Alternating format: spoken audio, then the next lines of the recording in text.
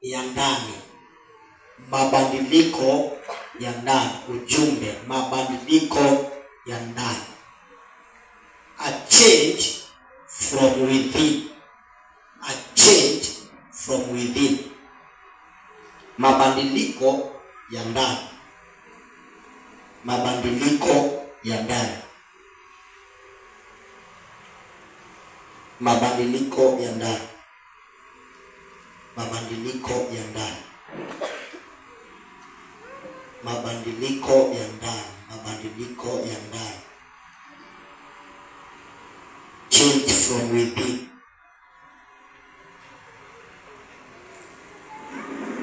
Mabadiliko ya ndani. Bwana Yesu, asante kwa neno hili. Naomba Bwana nisiongee maneno ya kwangu, ninene neno lako. Bwana, achilia mafunuo na siri za mbinguni, nikanene na watoto wako.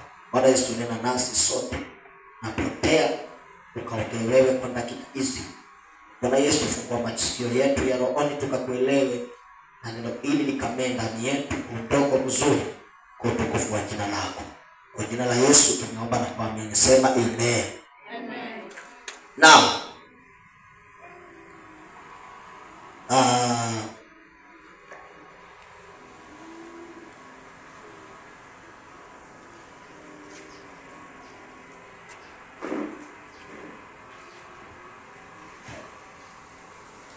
mabadiliko ya ndani. Mabadiliko ya ndani.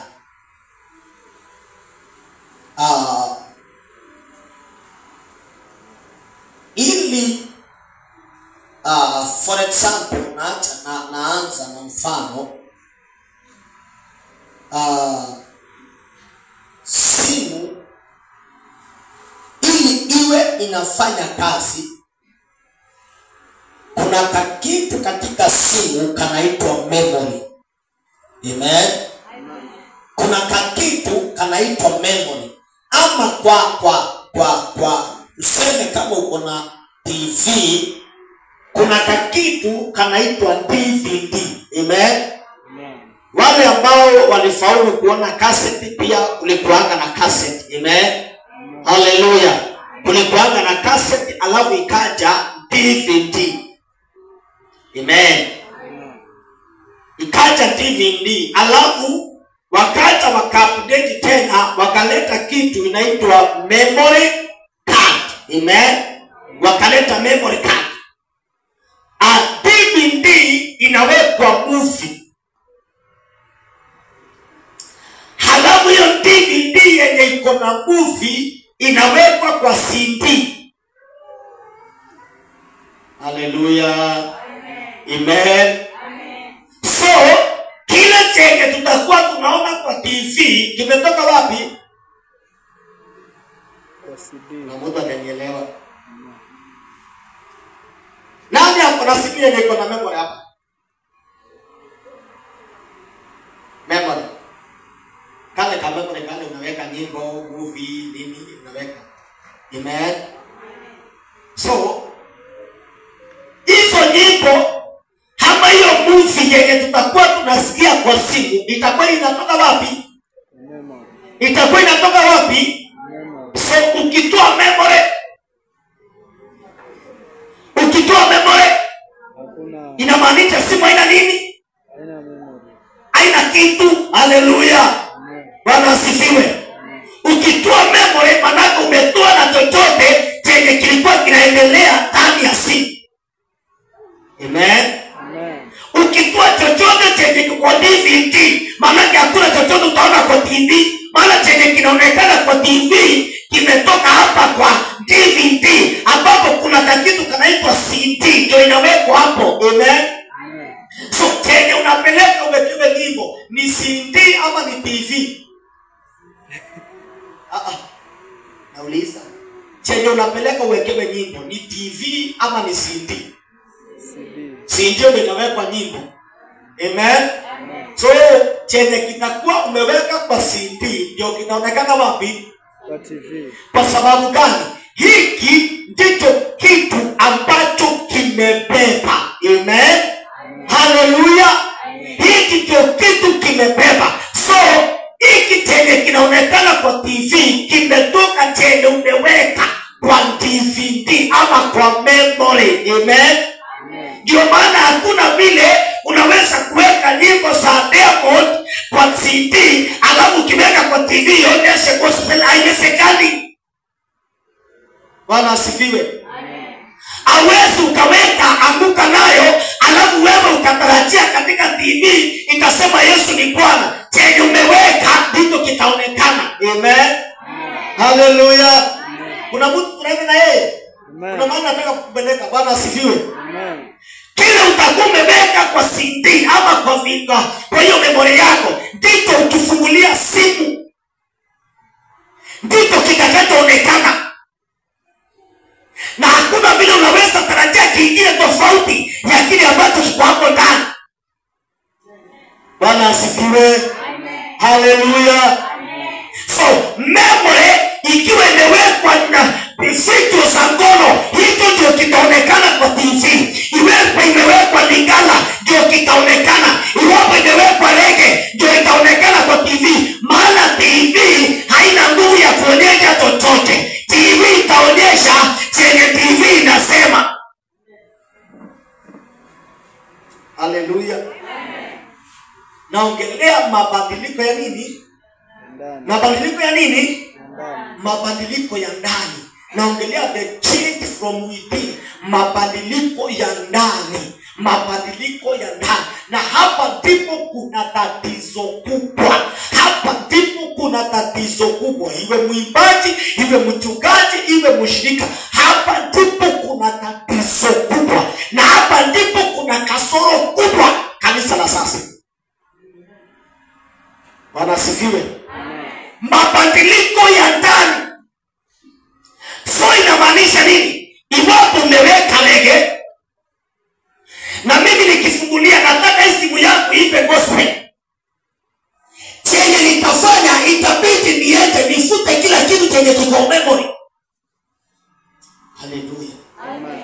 Itabidi niende kwa kompyuta nifute kila kitu chenye kiko kwa CD. Nitoe Reggae, nitoe Lingala, nitoe kila kile, nitoe Mwansele, nitoe nyimbo za Kigiriama, za Kikuyu nitoe. Alafu sasa niweke gospel. Sasa nikiweka gospel kwa CD.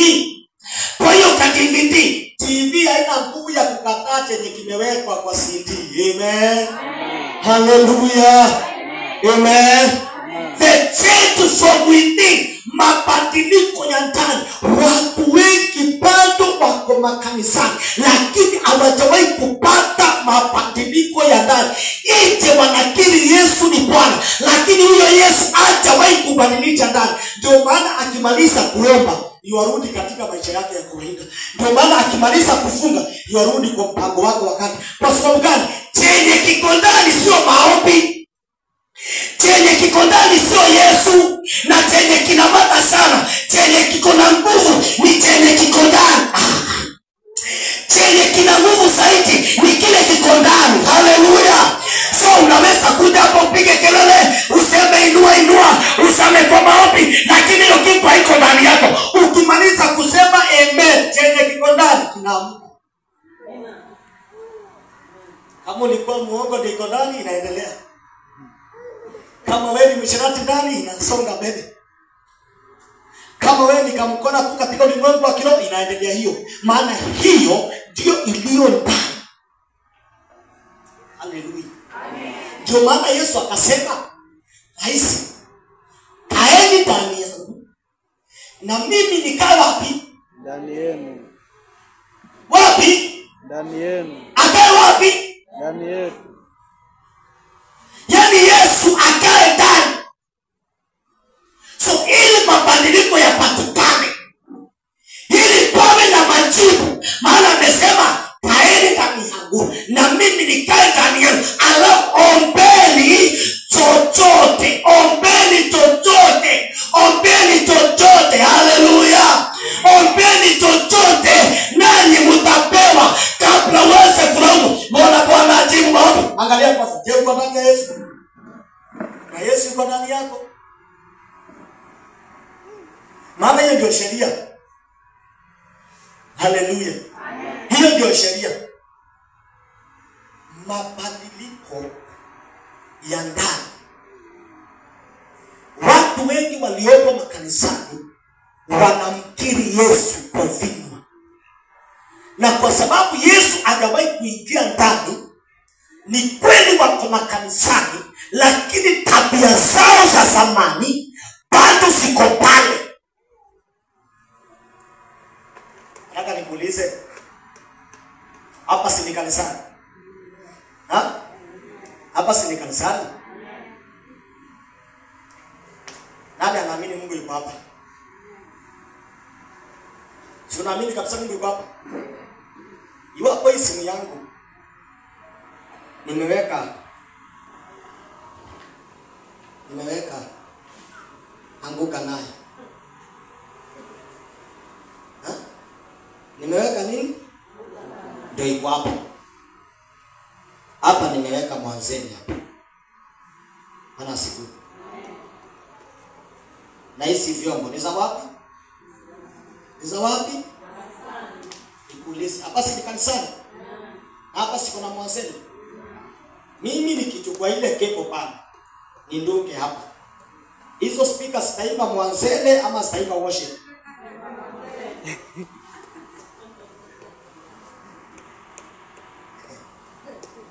Haleluya. Amen. Kuna mtu ananipata mahali? Nakuuliza, si hapa ni kanisani? Si hapa tunaongea paka na ndimi? Si hapa paka tunajazwa? Nauliza, hii kitu yangu hii, ikiwa kuna mwanzele hapa na mbango ndio iko hapa, na sukari ndio iko hapa, na nataka kulewa ndio iko hapa, mimi nikichukua hii simu mtunge pale kwa mita pale, chenye utasikia ni mwanzele ama ni worship? Kwa nini tuko kanisani? Ni kwa sababu kanisa haibadilishi chenye kiko ndani. Unaweza kuwa kanisani lakini ndani yako haitawahi kubadilika.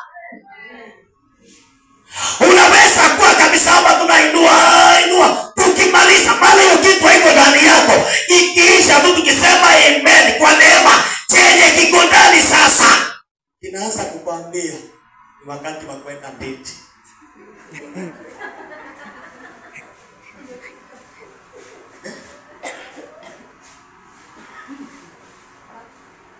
Hallelujah. Amen.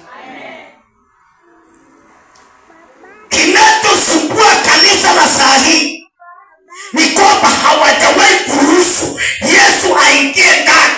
Yesu wao yuko nje, Yesu wao yuko kwa kinywa. Ndio maana hatabadilisha chochote, hatageuza chochote, hakuna kitu kinabadilika. Yeye anaomba kwa dini muongo, anaomba kwa dini bado msengenyaji, anaomba kwa dini bado hiyo kitu haiko. Sasa kwa sababu Yesu hajawahi kuingia, ndio maana tutalipuka hapa tukimaliza kule kwetu. Sijui kama huku inafanyikanga, kuna miembe kule kwetu, ikipandwa inakuwa ni ile maembe ya kuzaa huku, maembe tudogo huku. Sijui tunaitwa sijui maembe, sijui ni kitofu, sijui naitwa hiyo uto tumaembe tudogo. Sasa katika hiyo mti yenye inazaa tumaembe tudogo, analetwa mtu daktari wa miti, anakuja na kamti kengine kaka ile miti yenye inazaa maembe makubwa. Bwana asifiwe. Alafu hiyo mti unafanya huko kitu inaitwa mbande. Kuna vile wanaifanya, wanaikata wakishaikata wanaunganisha na kitu kingine hivi, alafu kakitu kanamea hapo kando. Bwana asifiwe. Sasa ikakuwa, ikianza kukua chini ilifaa isae tu maembe kidogo, lakini katikati hapa ikaunganishwa na mwembe wa kuzaa maembe makubwa. Bwana asifiwe. Walichofanya ni nini? Wanabadilisha ndani. Haleluya. Wanabadilisha ndani.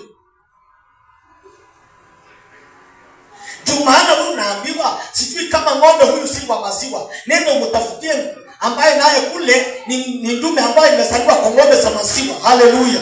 Ukimleta chenye kitazaliwa hapo.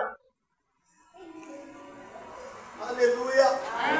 Mama sio wa maziwa, lakini ndume mwenye ameletwa amezaliwa na mtu mwenye ni wa maziwa. So sikiunganizwa chenye kitazaliwa hapo ni ng'ombe ya maziwa. Kwa nini? Pamekuwa na mabadiliko ya ndani. So watu wengi, ndio maana Biblia inasema katika Warumi 12. Haleluya. Warumi 12 mlango wa 2. Jesus we thank you.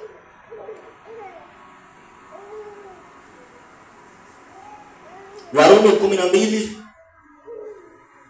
mstari wa 2. Romans 12 verse 2. Inasema, wala msifuatishe namna ya dunia hii, bali mgeuzwe kwa kufanywa upya. Kwa kufanywa upya ndani yenu. Amen. Kwa kufanywa upya nia zenu, mpate kujua hakika mapenzi ya Mungu yaliyo mema, ya kumpendeza na ukamilifu. Amen. Mfanywe upya. Let me talk. Hata niongee kwa dakika kidogo, nisikilize vizuri.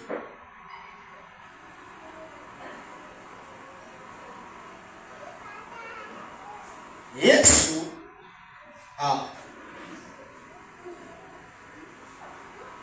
mabadiliko ya ndani. Wakati mmoja Samueli akaenda kwa Jese. Mungu akamwambia, nenda kwa Jese ukanitafutie mfalme. Na alipoenda kwa Jese akapata vijana wakubwa akina Eliabu, akapata vijana wakubwa wametreniwa vita, wako na muscles, wamekula jimu vizuri, wamefanya mazoezi vizuri, wamepelekwa shule ya wanajeshi. Samueli alipowaona akaona hawa ndio wanaostahili. Ametumwa na chupa na Mungu. Akamwambia, nenda kwa Jese nitangulie.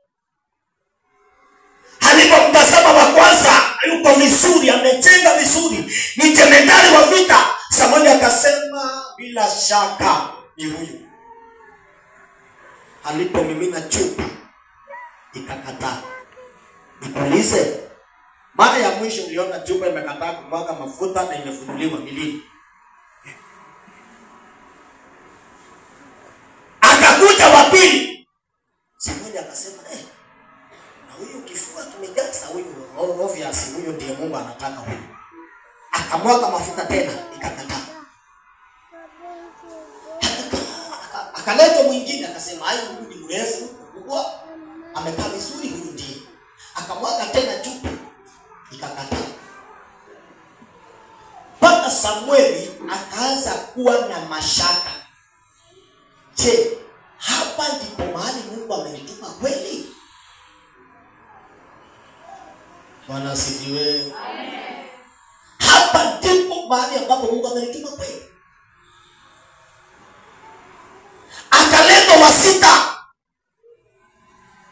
Samueli akasema, atakuwa huyu atakuwa. Alipokuja akamwaga tena mafuta ikakataa. Ilibidi Mungu amuite, kuja. Ilibidi Mungu amuite kando kwanza. Akamwambia Samueli, mimi sio mwanadamu, sitazami mwili. Haleluya. Mimi sio mwanadamu, sitazami sura, sitazami urembo, sitazami elimu. Mimi ni Mungu, ninatazama moyo. Ikabidi arudi kwa Jesse tena, amuuliza Jesse, kuna mtoto mwingine? Jesse mwenyewe hata akumbuke, akamwambia hakuna. Lakini akili ikarudi akasema kuna kamoja kanachunga ng'ombe kule kichakani. Samoja akasema hakutakaa mpaka hapo kakuja. Alipokuja tu kufika pale kwa geti, Mungu akamwambia Samuel, na huyo ndiye. Katoto kandogo. Mungu amekataa majitu, amekataa wanajeshi, amekataa watu wametreniwa, amekataa watu wamefundishwa jeshi. Anataka kale kadogo kale kenye akajui chochote. Kuna mtu ananielewa hapa?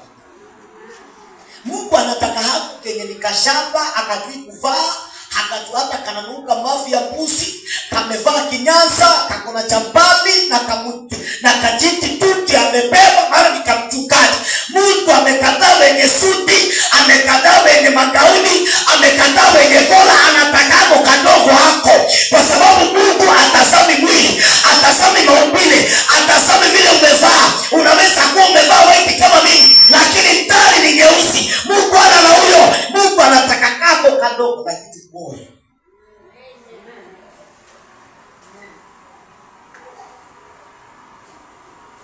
Mabadiliko ya ndani.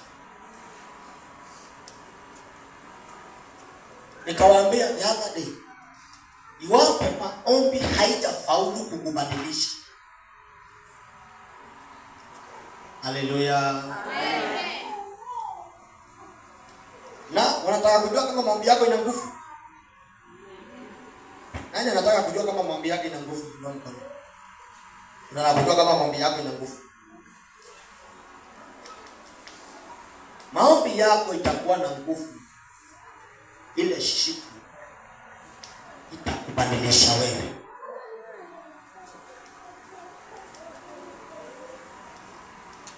Maombi yako itakuwa na nguvu ile siku itakubadilisha wewe. Ile siku maombi itabadilisha karakta yako. Ile siku maombi itabadilisha tabia yako. Maombi sio ya kumpiga shetani. Maombi sio ya kumpiga shetani. Ndio maana umempiga tangu ujue na hajawahi kuondoka. Ama yule amemalizana na shetani kwa mkono, yani shetani kabisa kumalizana, umempiga ukamwangusha chini akaenda, hakuna tena. Ndio mkono. Bado yuko. Bado yuko. Kabisa. Bado shetani yuko. Na bado unaomba. Sasa mbona ushindi? Ni kwa sababu maombi haimfukuzi shetani.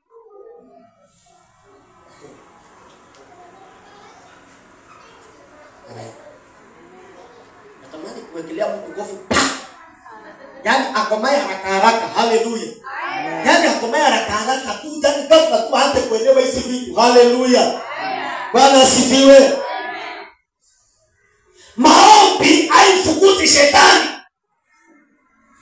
Hebu kama unaweza kuomba zaidi ya Yesu inua mkono.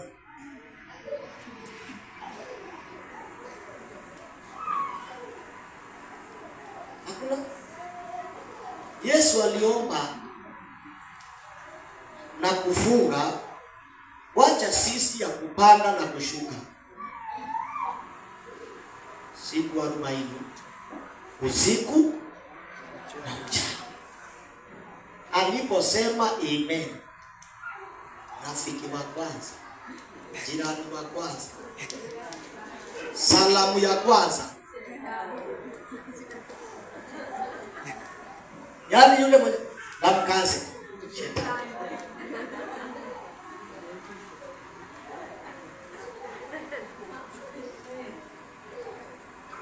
Hata niambie, hiki ndicho watu wengi hawajui. Ndio maana wakiomba kwa muda mrefu na hakuna mabadiliko, wanasema hiyo kanisa ina nguvu. Hiyo mchungaji ana nguvu sawa, nenda mahali nguvu inatoka uchote. Anasifiwa. Hakiomba bado mambo hayakui. Anaomba bado mambo hayawi. Anaomba bado vitu havifanyiki. Anaona ni kama kweli kuna Mungu kweli. Hebu yule mtu mwenye amewahi kufika akamuuliza, kweli kuna Mungu kama mimi niliwahi kujiuliza. Bwana asifiwe. Niliwahi kuomba nikaomba haya hapana, kama hakuna Mungu. Hiki kitu ni kama tunadanganyana tu. Bwana asifiwe. Wewe kama mambo yakupika vizuri wewe sijua. Bwana asifiwe. Kama hali hasijakukalia hakuna chenye kinaenda, wewe sijua. Kazi hakuna, mtoto analia, kila kitu kinakuangalia, kila kitu akiendi, hakuna kitu inaenda. Yaani uko hapo tu. Mpaka ujiulize, "Ah, Mungu yuko kweli?" Bwana asifiwe. Amen. Amen. Alipomaliza siku 40 za maombi, Shetani huyo akakuja kwa Yesu. Sasa kama alienda kwa Yesu na amefunga siku 40 usiku na mchana, wewe mwenye akufunga siku moja ni shida. Wewe mwenye ikifika saa 6 tu kila kitu kimesimama, unasikia kizunguzungu, unasikia Kiswahili zote zinakusanyika pamoja. Unaona dunia yote ina kama inazunguka siku moja tu. Yesu amefunga siku 40 kamili. Na hiyo yote haimtishi Shetani. Hiyo yote haimtishi nini? Shetani. Bado anakuja tu kama Yesu hapo anaomba. Ndogo Bwana sifiwe. Bado huko. Bado unaendelea. Ni nini Shetani alikujia kwa Yesu? Tuulize hilo swali. Ana asifiwe. Nilikwambia kama unataka kukomaa katika ulimwengu wa roho, nisikize asubuhi. Amen. Ibada ya mchana ni ya fujo na vitu vingine. Amen. Ni ya ukombozi, ya mapepo, ya kupona, ya nini. Ukitaka Mungu akutumie, unataka kukomaa katika ulimwengu wa roho, nisikize saa ngapi? Asubuhi. Situulizane swali. Shetani alienda kufanya nini kwa Yesu? Kumjaribu. Kumfanya nini? Haya, alienda kujaribu nini? Imani. Haleluya. Amen. Halichoenda kupima Shetani sio imani. Alichoenda kupima Shetani ni je, haya maombi yamekubadilisha? Hii kuomba yetu yote Yesu umeomba imekubadilisha? Wacha tupime kama imekubadilisha. Najua una njaa. Najua una njaa. Ninajua umengojea sana una mume. Nimekuja nikuoe. Acha niende huko nisije nikapigwa.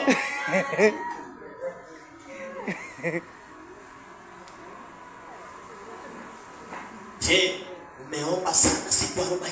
Je, hii maombi imekubadilisha? Wacha tuijaribu kama imefanya kazi. Najua una njaa. Badilisha mawe haya yawe mkate. Yawe nini? Yesu kapima. Akamwambia Shetani, imeandikwa, mtu ataishi kwa mkate peke yake, bali kwa neno litokalo kwa Mungu. Haleluya. Hii inamaanisha nini? Maombi ya Yesu yanifaulu kunamasisha tumbo, halitaki chakula tena. Amina. Natamani kuwekelea mtu ngumi. So maombi ya Yesu yamefaulu kunamasisha tamaa za mwili. Haleluya. Amen. Maombi ya Yesu yameweza kubadilisha ndani. Yeye ni mwanaume kweli, lakini hakuna mahali tumesikia ameoa ama ametaka mtu. Why? Ndani imeisha, ndani imebadilika. Kwa sababu maombi imefaulu, ndio maana hataki mkate tena.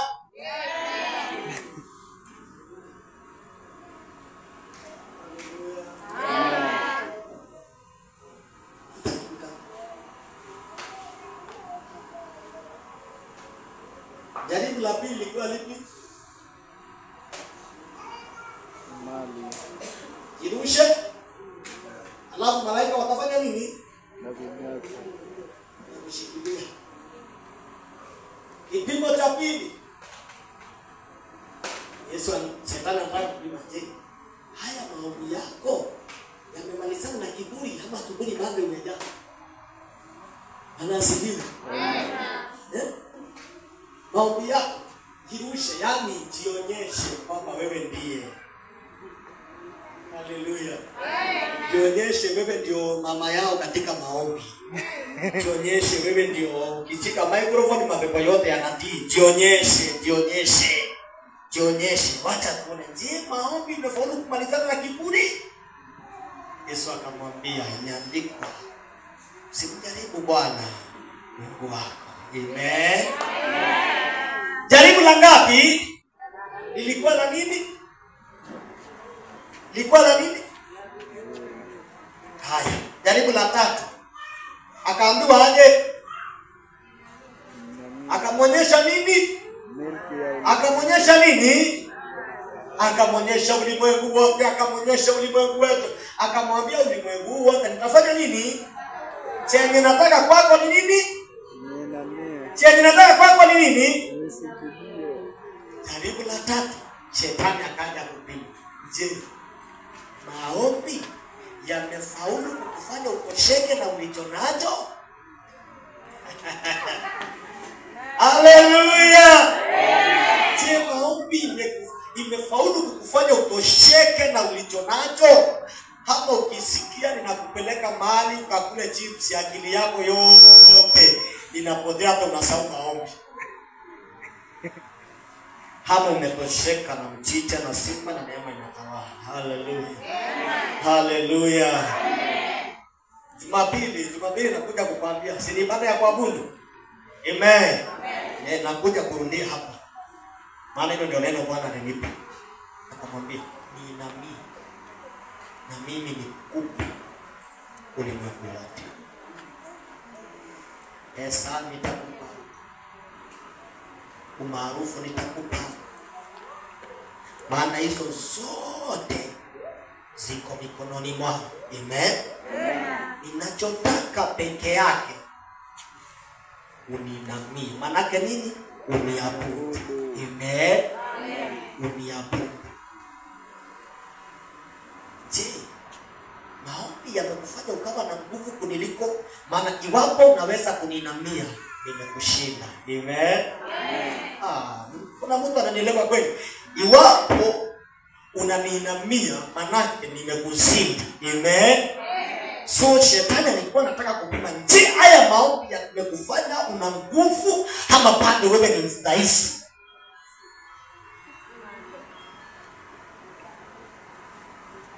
Yesu tena akaenda mlimani. Wakati anakaribia kwenda kwa msalaba, akapiga magoti akaomba. Biblia inasema jasho lake likabadilika likawa damu, akaanza kutona matone ya damu. Hiyo inamaanisha nini? Maombi yake yanabadilisha ndani, yameadhiri system yake, yameadhiri yani yameumiza mwili mpaka mwili hautoi jasho tena, unatoa damu. Ndio maana Yesu akipita tu kwa mapepo, Yesu unashinda nini na sisi?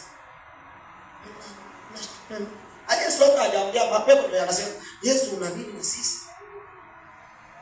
Hajasema fire yenye tunasemanga. Yesu hata amenyamaza. Mapepo yanasema Yesu unashinda nini? Maana asifiwe. Amani hii niseme na Kizungu. When you become a change, everything that comes from outside and comes to you will be changed by that change. Kiswahili. Haleluya. Ungeliama nani atatafsiri hapo? Ukifanyika mabadiliko, chochote kitakachokuja kwako, hata kama ni shetani amekileta, kitabadilishwa na hayo mabadiliko. Haleluya. Amen. Nikupe mfano. Yakobo akaenda kwa Labani. Labani akamwambia, mshahara wako itakuwa kondoo wenye madoadoa. Yakobo akaangalia, hakuna dume yenye madoadoa, hakuna jike yenye madoadoa. Haya, wenye madoadoa kutoka wapi? Haleluya. Haleluya. Lakini kwa sababu yeye ni mabadiliko, yeye mwenyewe, yani sio kwamba anataka mabadiliko, yeye mwenyewe ni mabadiliko. Alipoambiwa hivyo, akaenda akatafuta majani yenye marangi mengi. Mbuzi wakija kukunywa maji, wanaona hayo maneno. Mimi nilikuwa nakuuliza, ni nini kilikuwa kinaingia kwa mbuzi wakikula nyasi? Na sisi tunajua vile mtoto anapatikana.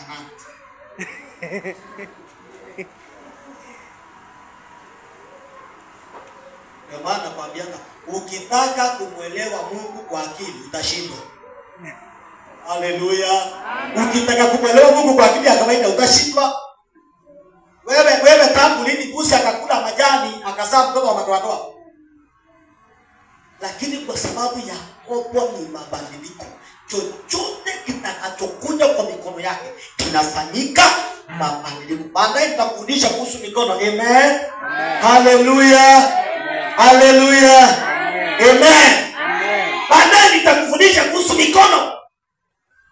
So kwa sababu Yakobo ni baraka, hata akipatiwa laana inabadilika inakuwa baraka. Haleluya. Kwa sababu yeye mwenyewe ni baraka. Wewe nikuulize, ukichukua chupa moja ya maziwa alafu uende umwage baharini,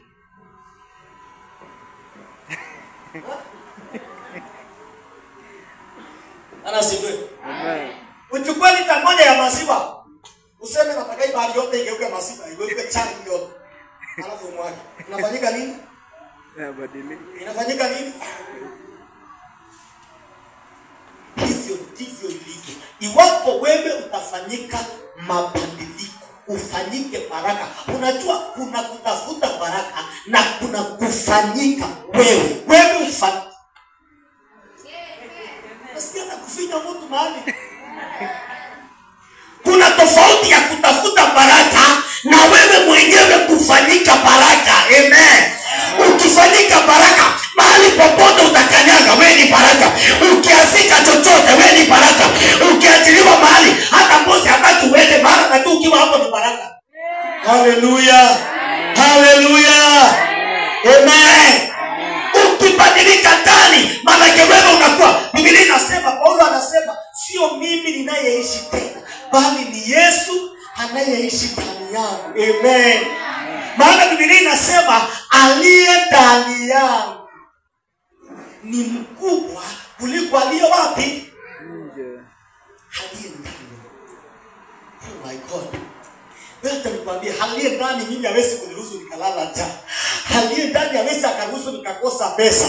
Aliye ndani hawezi akangojea nifungiwe nyumba. Aliye ndani hawezi akangojea nikagoteka. Hapana. Aliye ndani yangu ni mkubwa kuliko magonjwa, ni mkubwa kuliko kushindwa, ni mkubwa kuliko ndoa, ni mkubwa yani wangu. Aliye ndani ni mkubwa kuliko chochote. Shinda wewe washindwa kwa sababu aliye mkubwa hajaingia ndani yako. Kwa nini kansa ni kubwa kwako? Maana aliye mkubwa kuliko kansa bado hajaingia. Kwa nini unaona jela ni kubwa? Kwa nini hapo mahali wamefaulu kukushikilia kwa miaka mingi? Kwa nini maisha yako yamejaa misumbuko, haujawahi kutoka kwa hiyo jela? Ni kwa sababu aliye mkubwa kuliko jela hajaingia. Haleluya. Bwana asifiwe. Wakati akina Paulo na Sila wamefungwa gerezani na minyororo, wamefungwa kwa jela, Usiku wa manane wakakumbuka, sisi tumebeba aliye mkubwa kuliko jela. Wakasema wacha tumuite. Wakaanza kuabudu na kusifu. Jumapili tutaabudu. Wakaamua kuabudu. Ndio maana mimi sipendi wewe ataka tukosane. Cheza na kuabudu na maombi. Wewe ataka tukosane na live. Hata sikojeni kuita baadaye tunakosania hapa kaya. Ala sifiwe. Paulo na Sila wamefungwa gerezani na minyororo na malango yamefungwa. Akili zao zikarudi, wakajua sisi tumembeba aliye mkubwa kuliko minyororo, aliye mkubwa kuliko jela. Wacha tumuite. Wakaanza kuomba sana na usiku, wakaanza kuomba na kusifu. Biblia inasema aliye mkubwa kuliko jela akaingia. Alipoingia minyororo ikakatika, alipoingia jela ikatetemeka, maana yeye ni mkubwa. Oh my God, hiyo tatizo lako ni kubwa kwa sababu aliye mkubwa hataingia. Ukiruhusu aliye mkubwa aingie, hakuna jambo asiloliweza, hakuna jambo gumu kwake.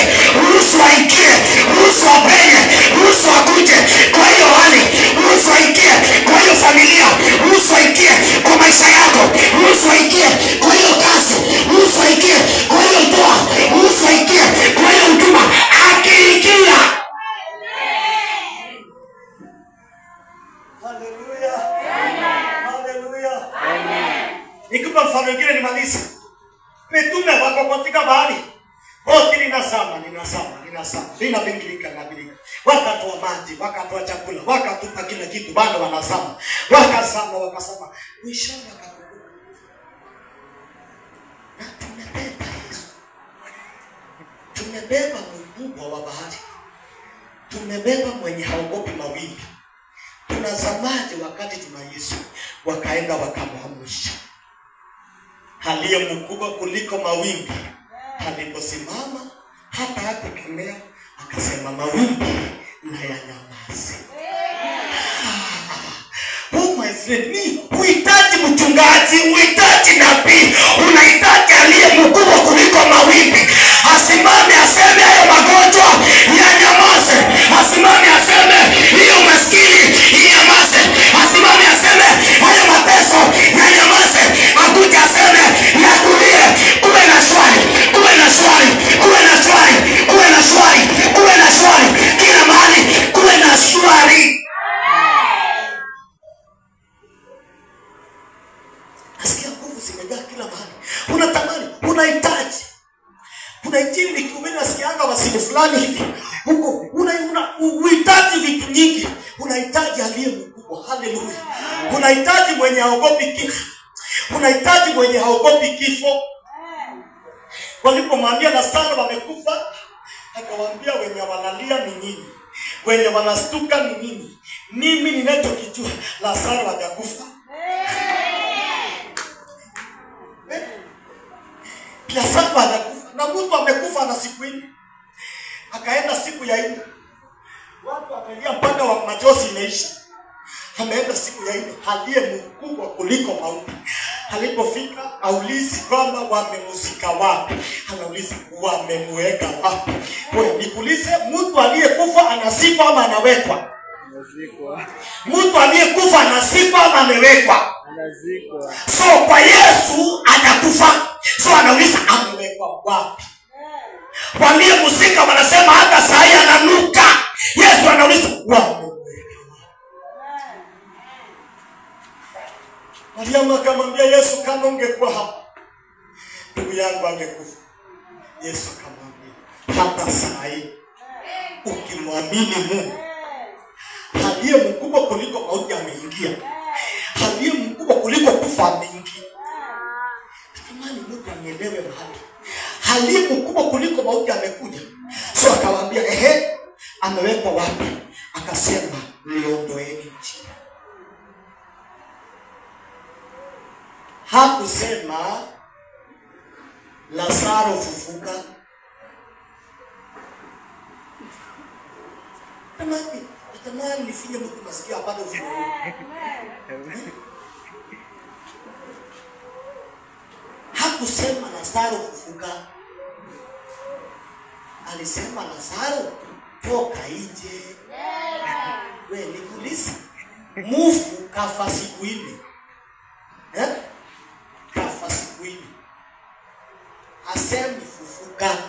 Anasema hamuka toka huku nje. Manake nini? Yesu ana nguvu kuliko mauti. Haleluya. Yesu ako na nguvu kuliko mauti. Na ndio ujue ana nguvu. Ndio maana akasema pale msalabani, kwa mapigo yangu mmepona. Kwa mapigo yangu mmepona. Kwa damu yangu mmekombolewa.